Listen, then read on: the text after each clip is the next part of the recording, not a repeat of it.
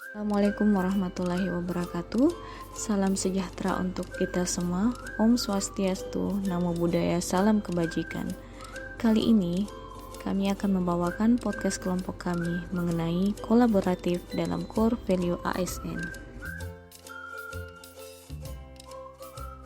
Perkenalkan, kami peserta Latsar CPNS Kemendikbudristek dan Kabupaten Mamasa yang diselenggarakan berkat kerjasama dengan BPSDM Provinsi Sulawesi Barat di bawah bimbingan Ibu Nurbayani SKM MKes.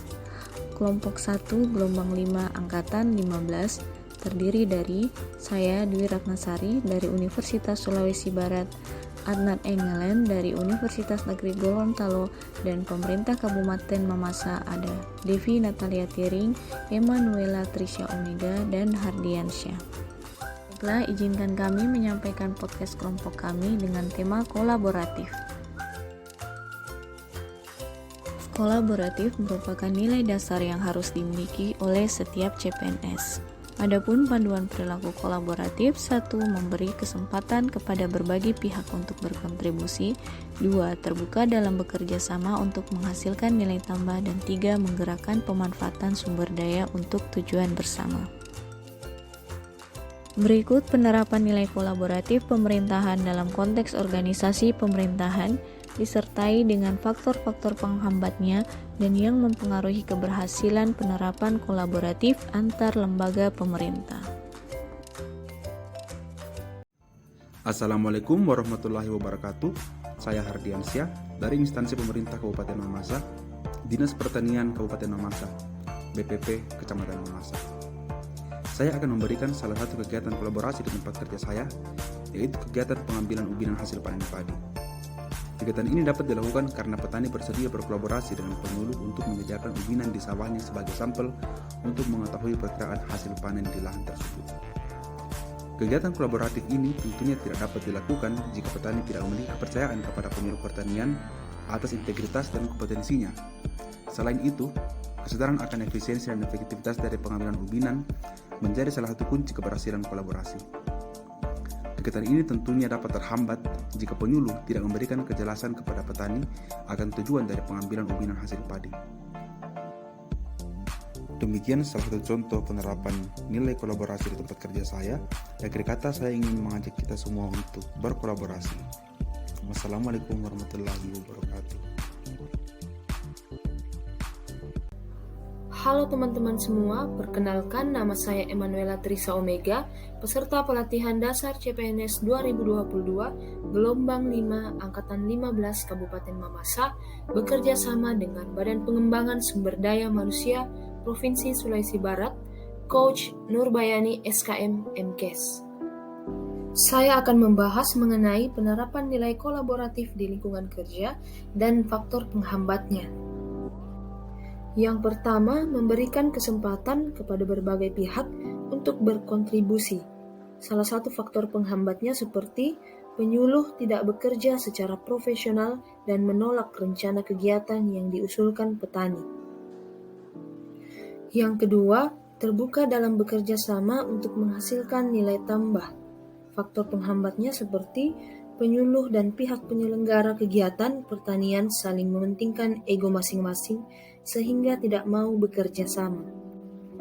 Yang ketiga, menggerakkan pemanfaatan sumber daya untuk tujuan bersama.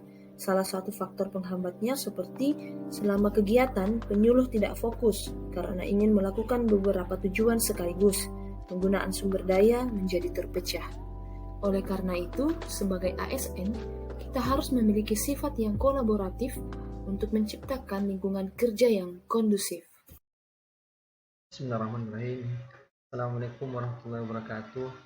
Perkenalkan, saya Adnan Engelen, asal instansi Universitas Negeri Gorontalo.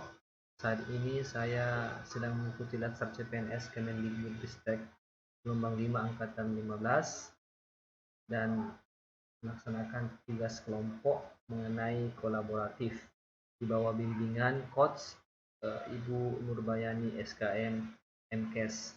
Latsar ini terlaksana atas kerjasama Kemendikbudristek, Pemda Kabupaten Mamasa, dan BPSDM Sulawesi Barat. Baiklah, berbicara soal kolaboratif, Apa itu kolaboratif? Kolaborasi ini merupakan proses dua orang atau lebih entitas atau organisasi yang bekerja sama untuk menyelesaikan tugas atau mencapai suatu tujuan. Kalau kita berbicara soal kolaborasi, ada beberapa proses yang harus dilalui dalam menjalin kolaborasi ini. Yang pertama, berbicara soal trust building, yakni membangun kepercayaan dengan stakeholder mitra kolaborasi. Kemudian yang kedua, face to face dialogue, yakni melakukan negosiasi yang baik dan bersungguh-sungguh. Komitmen terhadap proses, yakni pengakuan saling ketergantungan atau sharing ownership ya dalam proses, serta keterbukaan terkait keuntungan bersama. Kemudian yang keempat, pemahaman bersama berkaitan dengan kejelasan misi, definisi bersama terkait permasalahan, serta mengidentifikasi nilai bersama dan menetapkan outcome antara. Nah, berbicara soal kolaborasi, kita melihat ada role model yang kami tunjukkan, yakni Bapak Dr. Nurdin SPMSI. Beliau sempat menjadi Kajur Agrotek, Kadis Pertanian, dan Ketua IKU Faperta UNG. Kita melihat di dalam video bagaimana beliau melakukan kolaborasi. Pencapaian IKU Faperta tahun 2022 triwulan 3. Jadi saya coba untuk membuat simbol-simbol dan gambar yang bisa pahami. Kuning ini masih potensial untuk ditambah. Merah ini harus segera ditambah. Hijau ini sudah aman. Tapi kalau kita ingin ada progres, artinya tidak hanya sekedar target yang diberikan oleh PNG, maka tambahlah 2 atau 3 MOU lagi, IK. Itu contoh. Kemudian yang orange ini baru sedikit. Nah, kita melihat bahwasanya Pak Nurdin ini sangat luar biasa. Beliau membuka jaring untuk kolaborasi antar jurusan ya, dari berbagai dosen, dari berbagai jurusan.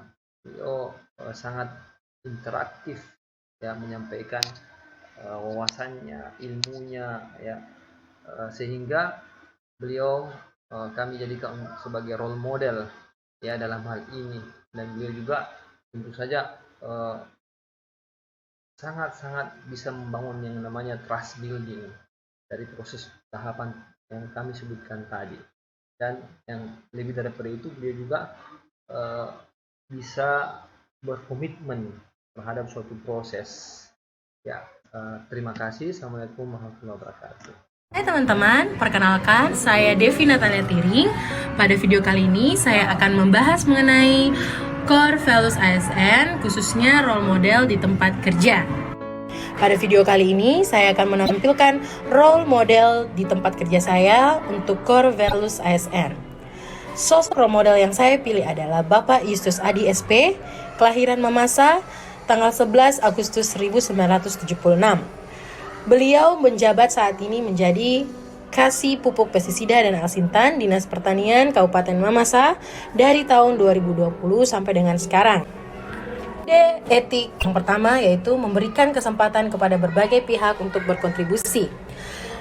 Pada gambar kali ini terlihat bahwa terdapat pertemuan kegiatan bersama NGO dan pengecer pupuk pada acara penyaluran pupuk bersubsidi yang akan disalurkan kepada kelompok tani di Kabupaten Mamasa, Sulawesi Barat.